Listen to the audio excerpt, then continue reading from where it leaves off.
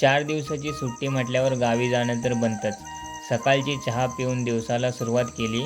ठाण्यावरून जनशताब्दी पकडून निघालो गावाला.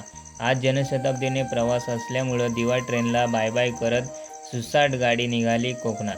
6:33ला गाडी पनवेलला पोहोचली. आमच्यापेक्षा गावी जायची घाई मोटरमॅनला होती, कारण गाडीच एवढी फास्ट मारली होती. गाडीमधून दिसणारे निसर्गरम्य वातावरण शब्दाने वर्णन करू शकत नाही, इतके भारी दिसत होते.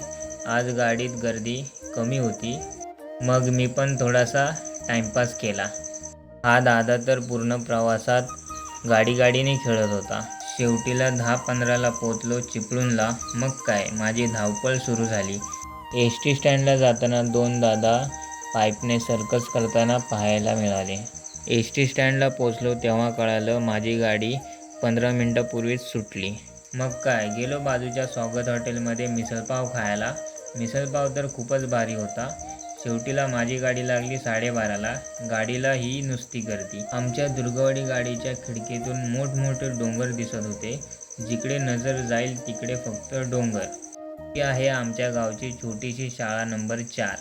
घरी आल्याच्या नंतर मन प्रसन्न झालं होतं आणि पप्पांचं विणकामसुद्धा चालू होतं. तर मित्रांनो, आजचा व्हिडिओ कसा वाटला नक्की कमेंट्स करून सांगा. तोपर्यंत tata, bye bye, take care, काळजी घ्या.